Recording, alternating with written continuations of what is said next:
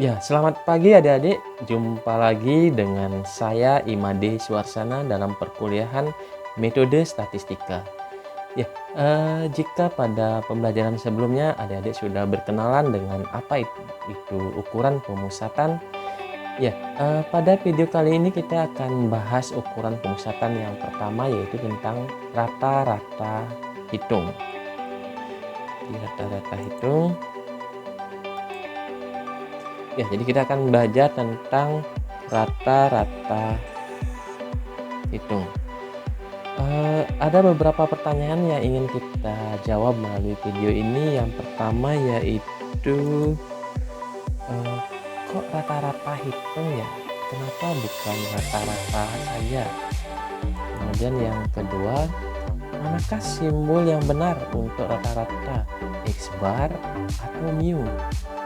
Kemudian yang ketiga, bagaimana menghitung rata-rata hitung dari suatu data, baik itu data berkelompok atau data yang tidak berkelompok.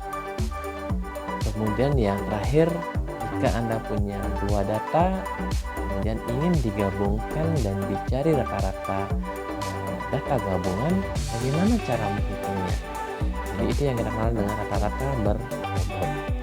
Ya, keempat pertanyaan ini akan kita bahas dan temukan jawabannya melalui tampilan video berikut ini. Oke, kita mulai dari pertanyaan yang pertama. Kok rata-rata hitung ya? Tidak cukupkah disebut dengan rata-rata saja?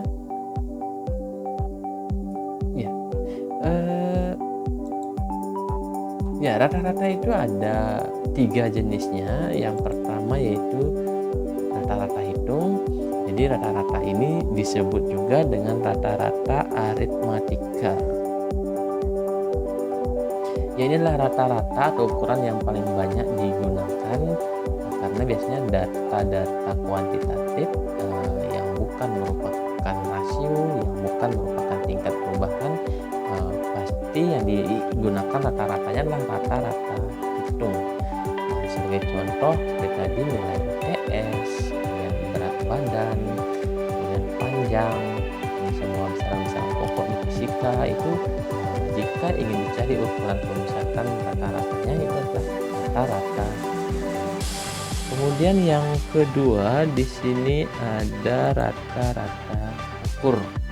Jadi rata-rata ukur disebut juga rata-rata geometri. Nah, terkadang dalam suatu kejadian kita ingin mencari persentase pertambahan bunga pinjaman, kemudian persentase kenaikan atau penurunan pendapatan. Semisal, jadi kita punya usaha warung. Jadi kita ingin mencari persentase peningkatan atau penurunan akibat pandemi COVID ini selama 1 minggu, jadi dari hari 1 sampai hari ke-7. Jadi kita data penjualannya dapat berapa, nanti dengan rata-rata ukur kita akan mendapatkan dalam seminggu itu terjadi persentase peningkatan dan penurunan berapa, yaitu bisa ditentukan dengan rata-rata ukur. Kemudian rata-rata yang berikutnya itu adalah rata-rata harmoni. Ya, harmonik ini biasanya digunakan untuk mencari rata-rata rasio. Misalnya saya dari rumah ke kampus kecepatannya 20, dari kampus ke rumah kecepatannya 25. Jadi rata-ratanya bukanlah 20 tambah 25 dibagi 2. Jadi karena adalah kecepatan itu adalah data berupa rasio dia. Jadi kalau diratakan gunakanlah formula dari rata-rata harmoni. Jadi bukan rata-rata hitung.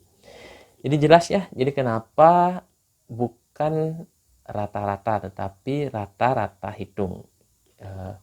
Dan untuk ukuran pemusatan di sini yang kita acu atau gunakan adalah rata-rata hitung, bukanlah rata-rata ukur atau rata-rata harmonik. Sehingga ketika saya menyebut rata-rata pada video berikutnya atau selanjutnya, Berarti yang saya maksudkan itu adalah rata-rata hitung. Ya, saya lanjutkan ke slide berikutnya. Di sini ada ya pertanyaan yang kedua yang perlu kita jawab. Manakah simbol dari rata-rata, X bar atau mu? Nah, yang mana kira-kira? Ya, di sini baik X bar maupun mu itu keduanya adalah notasi untuk rata-rata. Satu ini notasi untuk data yang diambil dari sampel, satunya lagi adalah mu itu adalah notasi untuk data yang diambil dari populasi. Jadi tidak usah bingung lagi. Jadi keduanya itu merupakan simbol dari rata-rata. Jelas? Ya, kita lanjutkan ke slide berikutnya. Di sini ada, nah ini bingungkah Anda? Jadi tidak usah bingung-bingung ya. Jadi ada data ada yang berkelompok dan ada juga yang tidak. Lalu bagaimana cara menentukan rata-rata hitungnya? Ya, tentu antara rata-rata hitung data tak berkelompok dengan berkelompok ya perlu kita bedakan formulanya. Tetapi pada prinsipnya bisa kita kembalikan ke konsep dasar dari rata-rata hitung. Ya, rata-rata hitung itu pada intinya adalah konsepnya itu adalah jumlah dibagi banyak. Jadi jumlah dibagi banyak. Sehingga untuk data kita ketahui bahwa data itu ya ada yang berkelompok, ada yang tak berkelompok. Untuk yang tak berkelompok itu biasanya ada yang disajikan secara tunggal, ada yang disajikan dalam tabel frekuensi.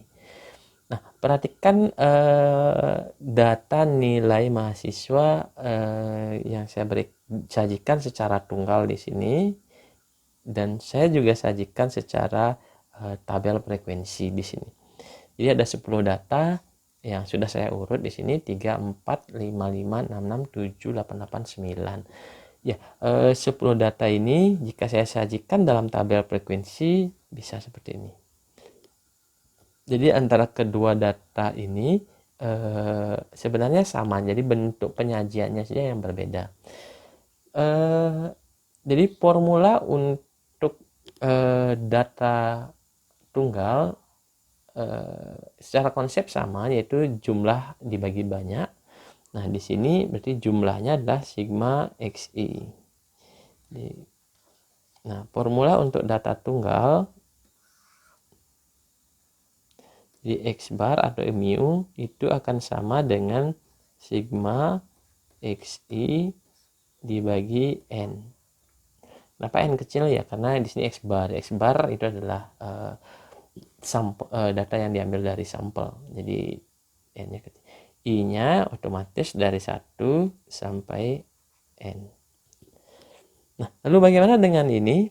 Nah, untuk mencari formula rata-rata dari data tak berkelompok yang dinyatakan dalam tabel frekuensi, ya di sini kita mempunyai nilai xi, di sini mempunyai nilai f.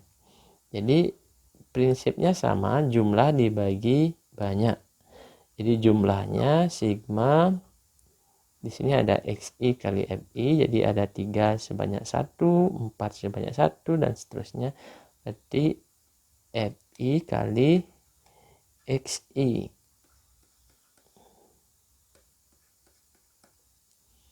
dibagi sigma fi. Jadi nanti sigma fi-nya pasti sama dengan 10.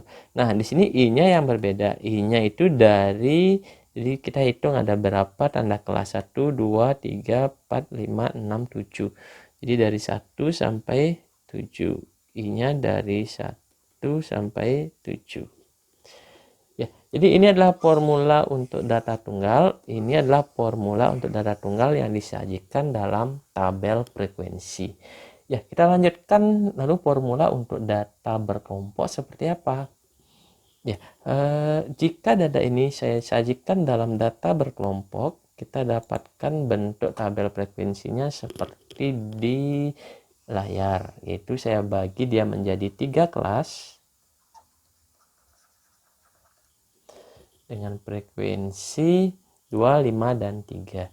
Ya, karena di sini sudah ada pengolahan data, mungkin nanti kita dapatkan hasil yang berbeda atau mungkin juga sama. Jadi tapi tetap nilainya dekat dengan data originalnya atau data asalnya. Ya, lalu bagaimana formulanya? Nah, di sini kita butuh satu nilai yang mewakili kelasnya. Jadi karena kelasnya di sini berupa selang atau interval, jadi kita ambil satu nilai xi yang nanti kita sebut sebagai tanda kelas, di mana xi-nya di sini adalah nilai tengah dari kelas tersebut. Berarti nilai tengah dari 2 sampai 4 adalah 3, nilai tengahnya di sini adalah 6, nilai tengahnya adalah 9. Sehingga nanti untuk bentuk data berkelompok ini, nah formulanya jadi sama dengan formula tabel frekuensi yang sudah kita miliki.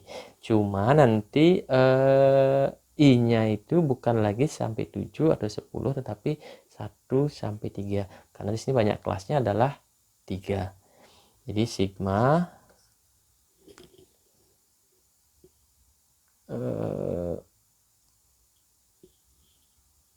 jadi saya ulang. Berarti di sini formulanya X bar adalah sigma Fi kali Xi per sigma Fi. Ya, sigma Fi-nya nanti akan sama dengan 10, sigma Fi di sini juga 10, 10. Jadi bedanya adalah bisa Anda lihat dari paparan tadi. Jadi kita sudah memiliki 3 formula di sini, 2 untuk formula data tak berkelompok dan 1 untuk data berkelompok. Mudah-mudahan sudah jelas. Saya lanjutkan ke slide berikutnya. Nah, lalu jika kita punya 2 data pertama rata-ratanya X1 bar, data kedua rata-ratanya X2 bar, lalu apakah kalau kita cari gabungan, kita membentuk sebuah data gabungan yang terdiri dari data 1 dan data 2, apakah rata-ratanya langsung kita dapat hitung sebagai X1 tambah X1 bar tambah X2 bar dibagi 2? Apakah bisa? Ya, ternyata ini salah.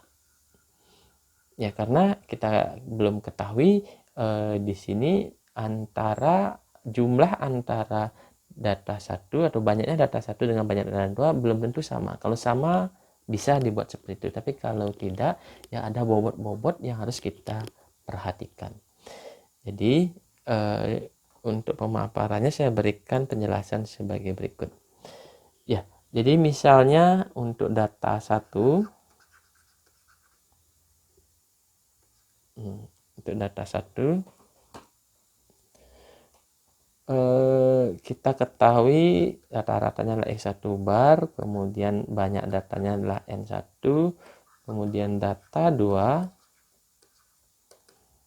X2 bar dan jumlah datanya adalah N2. Maka di sini konsep rata-rata adalah jumlah dibagi banyak. Nah, jumlah di data 1 itu adalah N1 dikali X1 bar. Jumlah di data 2 itu adalah N2 dikali X2 bar. Nah, jadi kita sudah memiliki jumlah keseluruhannya itu adalah N1 X1 bar ditambah N2 X2 bar.